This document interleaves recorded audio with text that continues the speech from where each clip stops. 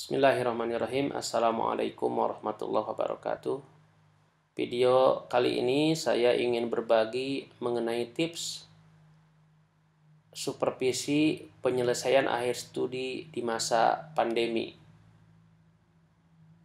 Ini berdasarkan pengalaman saya membimbing beberapa mahasiswa yang sedang proses mengerjakan skripsi ataupun tugas akhir yang harus terputus secara reguler, artinya pertemuan langsung. Ya, saya biasanya menerapkan konsep Zemi, di mana beberapa mahasiswa bimbingan saya harus mengikuti seminar pekanan.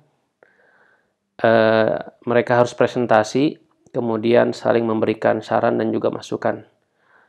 Saya adopsi ini berdasarkan pengalaman melakukan studi di Jepang, dan ini ternyata memang lebih efektif dari segi waktu, karena kita tidak perlu melayani mahasiswa satu persatu. Yang kita perlukan hanyalah menyediakan waktu 1-2 jam selama sepekan atau sepekan sekali. Kita kumpulkan mereka, kemudian mereka presentasi masing-masing 10-15 menit. Kemudian diskusi untuk memberikan masukan. Beda kalau misalnya kita melayani mahasiswa untuk melakukan bimbingan satu persatu, repot dalam hal mengatur jadwal, juga kadang-kadang memang tidak efektif karena apa yang kita berikan komentar atau saran kadang-kadang mahasiswa tidak aware untuk menindaklanjuti. Nah, seperti kita ketahui, ketika wabah COVID-19 di Indonesia ini semakin mengkhawatirkan, maka banyak universitas, politeknik, sekolah SD sampai SMA melakukan kebijakan untuk kuliah dari rumah. Ya, salah satu yang terdampak tentu saja mahasiswa yang sedang menyelesaikan proyek akhir studi mereka. Bagaimana mensiasatinya agar proses bimbingan tetap terlaksana, ya bahkan mungkin akan lebih efektif walaupun di situasi yang mengharuskan kita bekerja dan belajar dari rumah. Saya berbagi tips bahwa ada beberapa hal yang harus terpenuhi.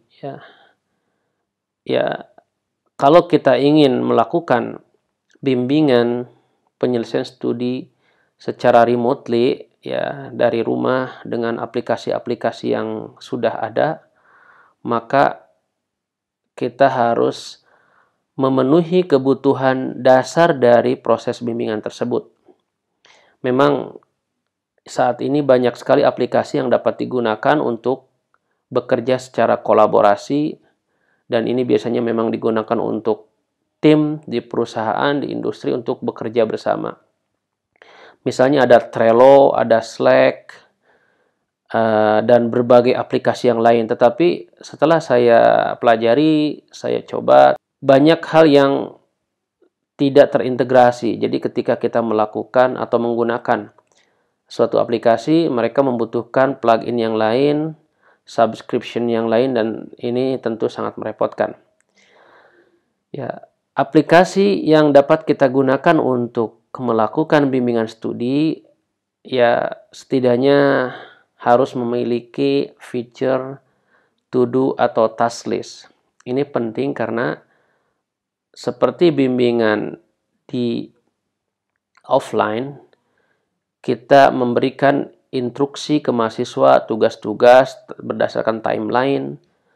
Ya, misalnya pekan sekarang memberikan tugas ke mereka untuk mereview jurnal yang berkaitan dengan topik yang mereka sedang kerjakan.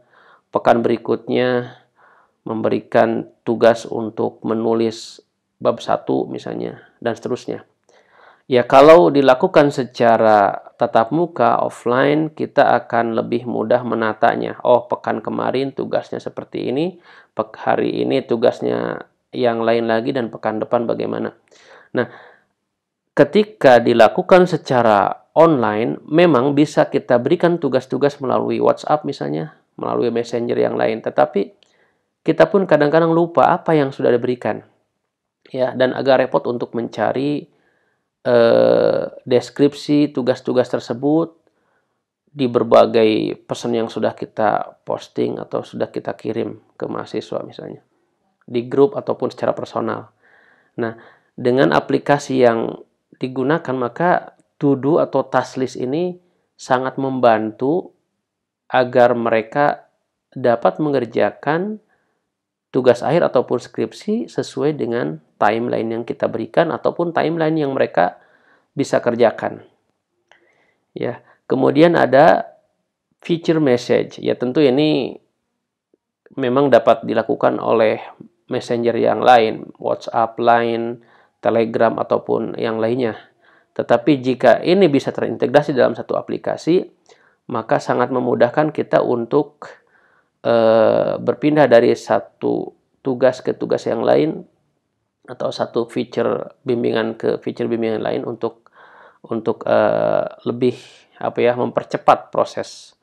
Apalagi kita tahu bahwa berpindahnya pola pengajaran dari offline, dari tatap muka ke online itu sangat menyita waktu. Ya. Yang ketiga adalah aplikasi yang dapat kita gunakan haruslah mempunyai fitur untuk menyediakan penyimpanan dokumen. Baik misalnya menyimpan secara langsung, menulis langsung di aplikasi tersebut, atau bisa dengan upload, atau bisa misalnya merefer ke link tertentu. Bahkan kalau lebih bagus terintegrasi dengan aplikasi-aplikasi word processing. Ya, umumnya memang untuk bidang-bidang yang tidak memerlukan penggunaan rumus-rumus yang intensif, dengan word processor cukup, ya, misal Microsoft Word atau yang lainnya, pakai Google Doc dan seterusnya, ya. Fitur yang keempat haruslah mempunyai aplikasi forum atau discussion. Ini untuk menggantikan proses diskusi di seminar atau zemi yang dilakukan secara offline, ya. Nah, fitur yang kelima adalah adanya scheduling. Ya, kita bisa dengan mudah membuat jadwal misalnya untuk melakukan online meeting, ya, atau memberikan schedule bahwa semua peserta yang sedang melakukan proses tugas akhir ini bisa submit dokumen mereka secara serentak dan sebagainya. Yang keenam, haruslah mempunyai feature reminders ataupun notification. Ya, sehingga kapanpun ketika ada progres, baik progres dari peserta bimbingan ataupun dari kita sebagai dosen untuk memberikan instruksi-instruksi khusus, maka itu akan langsung memberikan pemberitahuan ke semua anggota yang tergabung di grup bimbingan tersebut. Baik, dari berbagai aplikasi yang sudah saya coba, ya, tadi ada salah satunya ada Slack, ada Trello. Nah, yang saya sangat rekomendasikan adalah menggunakan Basecamp. Apa itu Basecamp? Basecamp adalah aplikasi yang terintegrasi. Ya, keenam fitur tadi sudah ada. Kalau mau yang berbayar, ini tentu kita bisa tambahkan plugin, ya, aplikasi-aplikasi yang lain. Coba kita lihat apa yang ada di Basecamp. Ya, di Basecamp ini kita bisa lihat bahwa yang free ini, ya, oke, jadi untuk yang berbayar, ini kita bisa melakukan free trial selama 30 hari. Ya, project yang dapat kita create itu as many as possible, ya, sebanyak-banyaknya. Lalu user yang terlibat bisa tidak terbatas.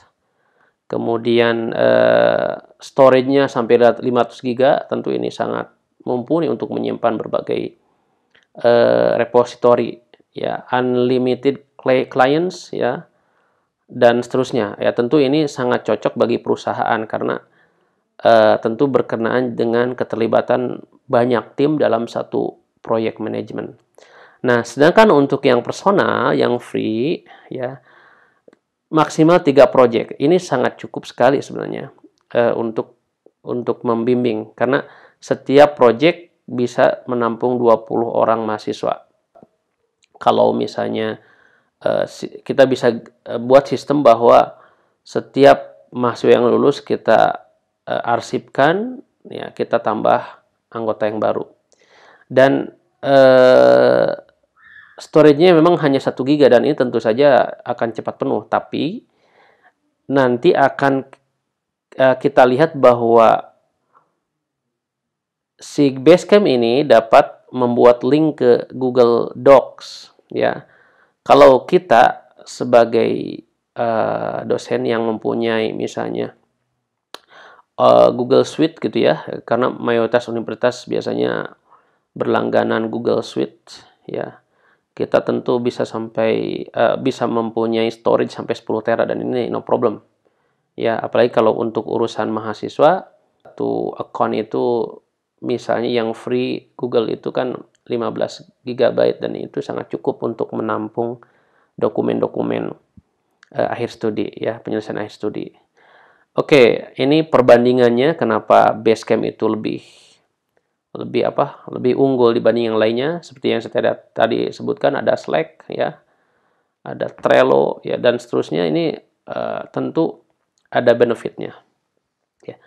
Baik, itu sebagai pengantar untuk berbagi pengalaman menggunakan Basecamp untuk proses bimbingan penyelesaian akhir studi mahasiswa, ya, baik skripsi ataupun tugas akhir. Di video selanjutnya kita akan membahas mengenai penggunaan Basecamp. Terima kasih. Assalamualaikum warahmatullahi wabarakatuh.